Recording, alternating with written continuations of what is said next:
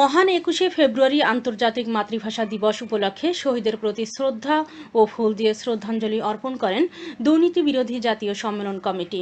বিস্তারিত দেখুন স্টাফ রিপোর্টারের প্রতিবেদনে। মহান ২১শে ফেব্রুয়ারি আন্তর্জাতিক মাতৃভাষা দিবস উপলক্ষে জাতীয় শহীদ মিনারে শহীদের প্রতি শ্রদ্ধা ও ফুল দিয়ে শ্রদ্ধাঞ্জলি অর্পণ করেন দুর্নীতি বিরোধী জাতীয় সম্মেলন কমিটি। ১৯৫২ সালের এই দিনে আন্তর্জাতিক মাতৃভাষা দিবস উপলক্ষে ২১শে ফেব্রুয়ারি পালন করা হয়। সকল শহীদের আত্মার মাগফিরাত কামনা করে বাংলার মাটি ও মানুষের মাতৃভাষার জন্য যারা জীবন দিয়েছেন, আজ তাদের প্রতি কৃতজ্ঞতা স্বীকার করে এই দিবসটি পালন করা হয়।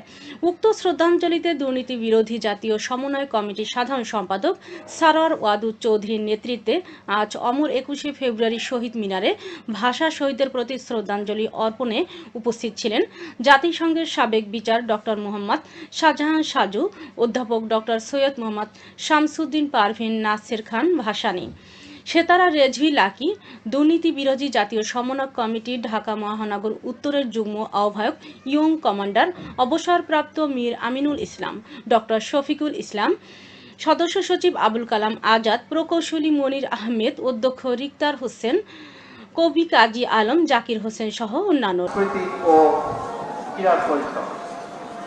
দুর্নীতি বিরোধী জাতীয় সমন্বয় কমিটির সাধারণ সম্পাদক জনাব সারোয়ার ওয়াদুদ চৌধুরীর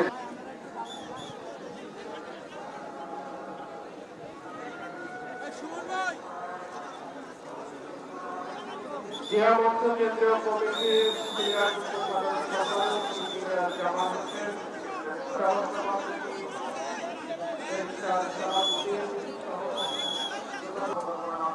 আন্তর্জাতিক মাতৃভাষা দিবস উপলক্ষে দুর্নীতি বিরোধী জাতীয় সমন্বয় কমিটি ভাষা শহীদদের প্রতি আমরা গভীর শ্রদ্ধাঞ্জলি জ্ঞাপন করলাম। প্রিয় দেশবাসীর কাছে আমাদের একটাই অনুরোধ যে বাংলাদেশকে দুর্নীতিমুক্ত একটা রাষ্ট্র হিসেবে গঠন করার জন্য দুর্নীতি বিরোধী জাতীয় সমন্বয় কমিটির সাথে যুক্ত হওয়ার জন্য আমি প্রাণপ্রিয় দেশপ্রেমিক ছাত্র জনতাকে অনুরোধ জানাবো।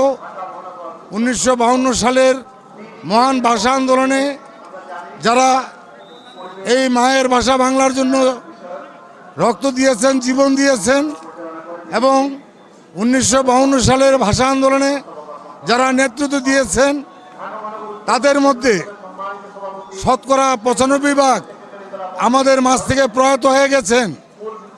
হয়তো সামান্য কিছু ভাষা শহীদ, ভাষা সংগ্রামী আমাদের মাঝে বেঁচে আছেন। আমি সেই সকল জীবিত ভাষা শহীদদের সুস্বাস্থ্য এবং দীর্ঘায়ু কামনা করি এবং মায়ের ভাষা বাংলা আজকে আন্তর্জাতিকভাবে যে সারা বিশ্বে উদযাপিত হয়েছে, এই আন্তর্জাতিক মাতৃভাষার স্বীকৃতির জন্য আমার প্রিয় বন্ধু ইঞ্জিনিয়ার প্রয়াত রফিকুল ইসলাম সুদূর কানাডা থেকে যে অবিস্মরণীয় ভূমিকা রেখেছেন, সেই শহীদ রফিকুল ইসলামের প্রতি আমি গভীর শ্রদ্ধা জ্ঞাপন করছি। আমি প্রাণপ্রিয় দেশবাসীকে অনুরোধ করব, ১৯৫২-এর ভাষা আন্দোলন, ১৯৭১-এর মহান মুক্তিযুদ্ধ এবং ২০২৪-এর আপনার ছাত্র জনতার গণ অভ্যুত্থানে যারা শহীদ হয়েছেন তাদের আত্মাকে স্মরণ করে তাদের আত্মা যাতে কষ্ট না পায়, সেই জন্য আমরা একটি দুর্নীতিমুক্ত বাংলাদেশ গড়ার জন্য ঐক্যবদ্ধভাবে আমরা দেশবাসীকে নিয়ে একসাথে ঐক্যবদ্ধভাবে কাজ করি। প্রিয় ভাই বোনেরা আমার, মানব সৃষ্টির যে মহান উদ্দেশ্য এবং সকল ধর্মে বলা আছে দেশপ্রেমী মানের অঙ্গ, এবং বাংলাদেশকে গড়তে হলে সবার আগে নিজকে করো, এই প্রতিপাদ্যকে অন্তরে লালন করে আগামী দিনে আমরা এগিয়ে যেতে চাই।